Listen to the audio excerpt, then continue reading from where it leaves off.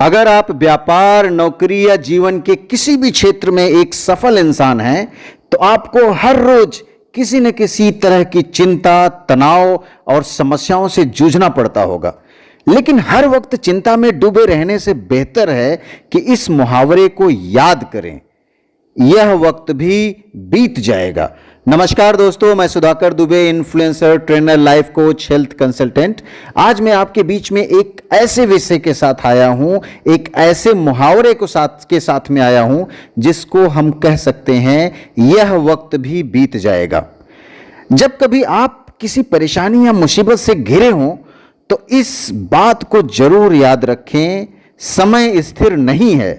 बदलते समय के साथ आपके जीवन के उतार चढ़ाव में बदलाव आना तय है। कुछ साल पहले राजश्री बिड़ला ने एक कहानी लिखी थी। यह कहानी उन्हीं की जुबानी, जो वक्त के बीतने की कहावत को और पुख्ता करेगी। एक बार की बात है, सोलोमन नाम का एक यहूदी राजा हुआ करता था। एक दिन अपने खराब मूड के चलते उसने अपने एक मंत्री को, जिसको कि बेन याहोयादा जिनका नाम था, उसको सबक सिखाने की ठानी।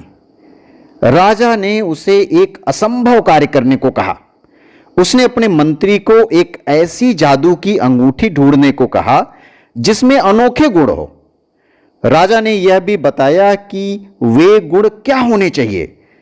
अगर आप खुश मिजाज हो तो उसे पहनते ही उदास हो जाओ, और अगर आप उदास हो तो खुश हो जाओ। राजा सोलोमन ने इस खोज के लिए अपने मंत्री को 6 महीने का वक्त दिया। हालांकि राजा और मंत्री इस बात को बखूबी जानते थे कि पूरे ब्रह्मांड में ऐसी कोई अंगूठी है ही नहीं। 6 महीने पूरे होने से थोड़ा पहले मंत्री रेगिस्तान के एक करीबी क्षेत्र में पहुंचा। वहां उसे एक बूढ़े व्यापारी ने आकर्षित किया, जो अपने सामान को कालीन पर बिछाकर बेचने की तैयारी पर बैठा था। मंत्री ने सोचा कि क्यों न इसी से पूछ लिया जाए। उसने व्यापारी से कहा कि व्यापारी भाई, आप मुझे एक बात बताएं कि क्या आपके पास कोई एक ऐसी अंगूठी है जो एक खुश इंसान को दुखी और दुखी इंसान को खुश कर दे। तो व्यापारी ने मुस्कुराते हुए मंत्री को एक सोने की अंगूठी पकड़ा दी, लेकिन अंगूठी देने से पहले उसने उसके ऊपर 4 शब्द लिख दिए।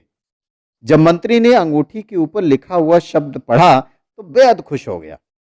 उसे लगने लगा कि अब उसका मिशन पूरा हो चुका है। वह राज दरबार में राजा सोलोमन के पास पहुंचा।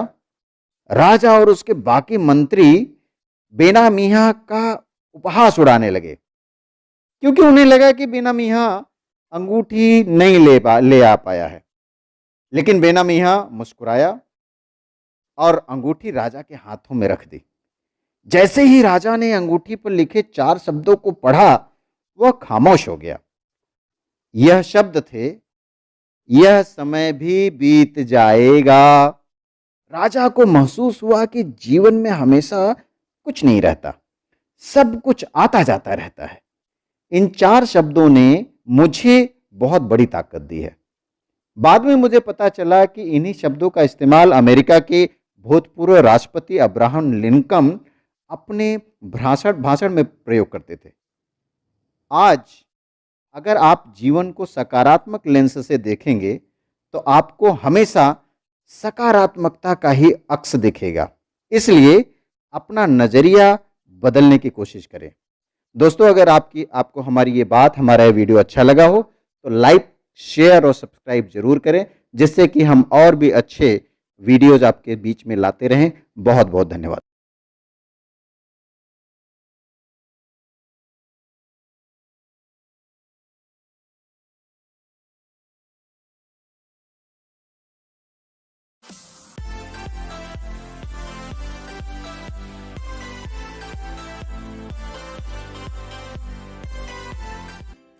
दोस्तों नमस्कार, मैं Sudhakar Dubey, influencer, trainer, life coach, health consultant.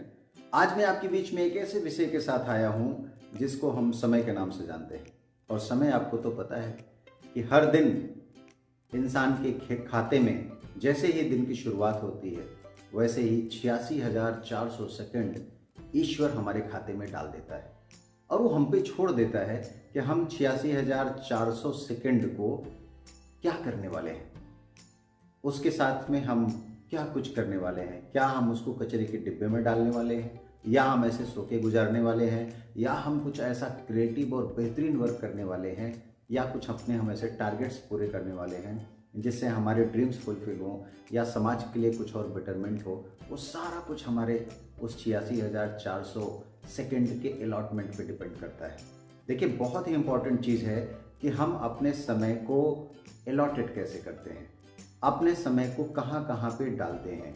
देखिए, समय में 3 चीज़ें बहुत इंपॉर्टेंट है। एक होता है समय का अलॉटमेंट, और दूसरा चीज़ होता है समय ही धन है, और तीसरी सबसे बड़ी चीज़ है समय ही शक्ति है, समय ही पावर है, समय ही सकारात्मकता है। सबसे इम्पॉर्टेंट चीज़ें हैं कि समय का अलॉटमेंट हम कैसे करने जा रहे हैं।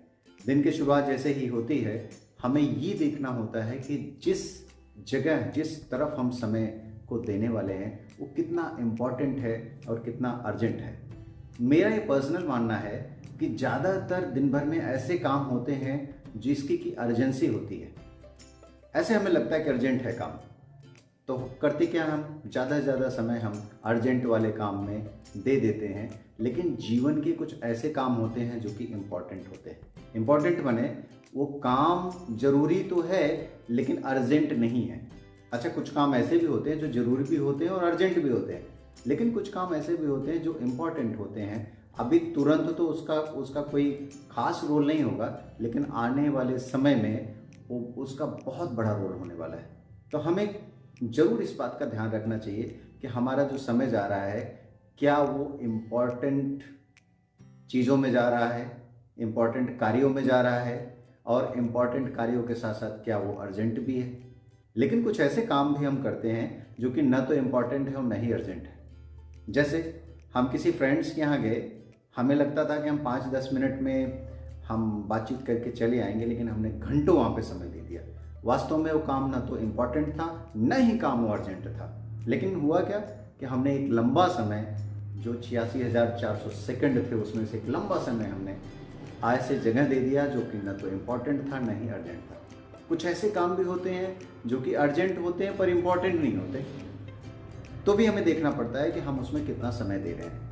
तो जब भी हम समय का अलॉटमेंट करते हैं तो इम्पॉर्टेंट कितना है, अर्जेंट कितना है, और उसके साथ साथ उसमें समय कितना लग रहा है, इन चीज़ों को जब हम ध्यान में रख करके चलते हैं तो हम समय का सही तरीके से अलॉटमेंट कर पाते हैं। और तब जब हम समय को इम्पॉर्टेंट और अर्जेंसी के हिसाब से अगर हम समय को अलॉटेड करते हैं, तब वही जो है हमारे लिए सकारात्मकता का रास्ता बनता है, हमारे लिए वही पावर बनती है, वही एनर्जी बनती है।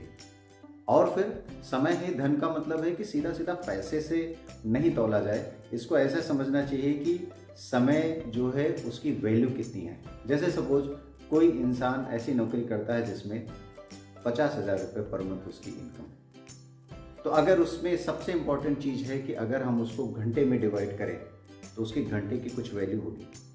यानी कि अगर किसी जगह वो जा कर के अपने समय को 1 घंटे, 2 घंटे, 3 घंटे अगर वो बिता देता है, तो उसकी समय की कुछ एक्स जो वैल्यू है वो जो है वो उसने बेकार कर दिया है।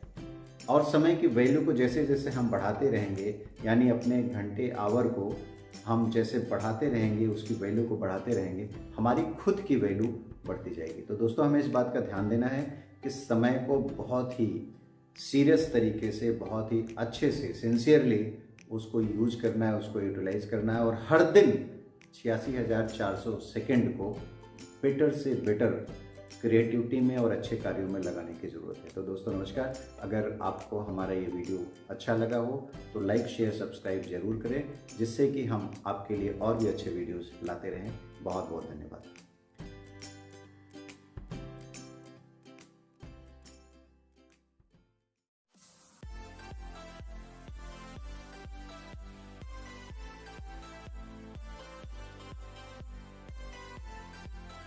नमस्कार दोस्तों, मैं Sudhakar Dubey, influencer, trainer, life coach, health consultant.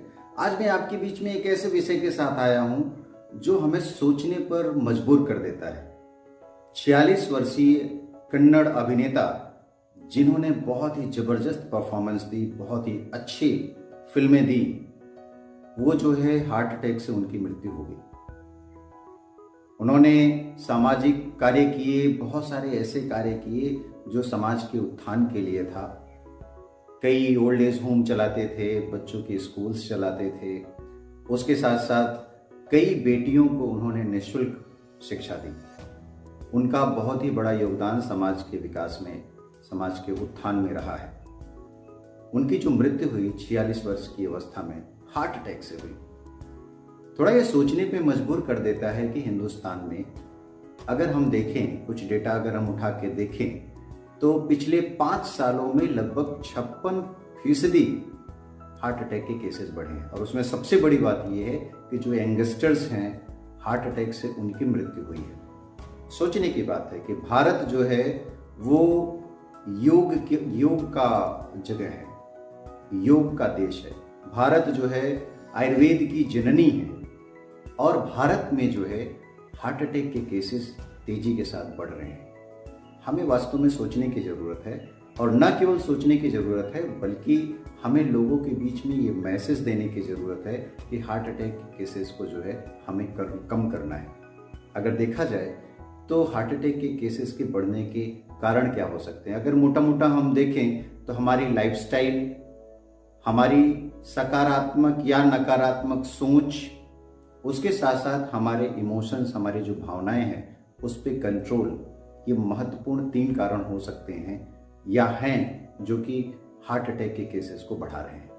हमारा खान पान, हमारी लाइफस्टाइल, हम क्या खा रहे हैं, क्या खाना चाहिए, कब खा रहे हैं, कितना खा रहे हैं, उसके बाद हम कब सो रहे हैं, कब जाग रहे हैं, कितनी देर सो रहे हैं, कितनी देर से जाग रहे हैं, उसके साथ हम एक्सरसाइज कर रहे हैं, एक्सरसाइज नहीं कर रहे हैं, कितनी एक्सरसाइज कर रहे हैं, उसके साथ साथ जो है हमारा जो है इमोशनल जुड़ाव किन लोगों से है, उनके साथ साथ हम अपने इमोशन को कितना कंट्रोल कर पाते हैं, कितना कंट्रोल नहीं कर पाते हैं इमोशन में, उसके साथ साथ सकारात्मकता जो है हमारे मन में कितनी है, पूरे दिन भर हम क्या सोचते हैं, क्या हम पॉजिटिव सोचते हैं, क्या हम नेगेटिव सोचते हैं, हम सकारात्मक चीज़ें ज़्यादा सोचते हैं, लोगों में जो है पॉजिटिव चीज़ें ज़्यादा ढूंढते हैं या नेगेटिव चीज़ें ज़्यादा ढूंढते हैं, अपने आसपास काम का लोड क्या हमने ज़्यादा ले रखा है, अगर काम का लोड ज़्यादा है तो कम करने के लिए हम क्या कर रहे हैं। बहुत सारे सवाल हमें खुद से पूछने की ज़रूरत है। जब हम ये सवाल हम खुद से पूछेंगे तो अंततोगत्वा हम उस स्टेज पे पहुँचेंगे कि हमें कहीं ना कहीं पीस ऑफ माइंड की ज़रूरत है, एक इमोशनल बैलेंस की ज़रूरत है, इमोशंस का जो कंट्रोल है वो हमारे हाथ में होना चाहिए, ये ज़रूरत है, अच्छी लाइफस्टाइल, प्रॉपर खान पान, अच्छी निद्रा, इसकी आवश्यकता है। जब इन सब चीज़ों पे हम ध्यान देंगे तो निश्चित रूप से इसका असर हमारे यूथ पे, हमारे यंगस्टर्स पे पड़ेगा। तो दोस्तों, हमें इस बात का विशेष ध्यान रखना है कि हम अपनी खान पान, अपनी लाइफस्टाइल में परिवर्तन तो लाएं, लेकिन ऐसे परिवर्तन लाएं जो कि सकारात्मक हो। अगर हमारा आपको ये वीडियो अगर आपको अच्छा लगा हो तो लाइक, शेयर और सब्सक्राइब जरूर करें, जिससे कि हम इस तरीके के वीडियोस आपके लिए लाते रहें। बहुत बहुत धन्यवाद।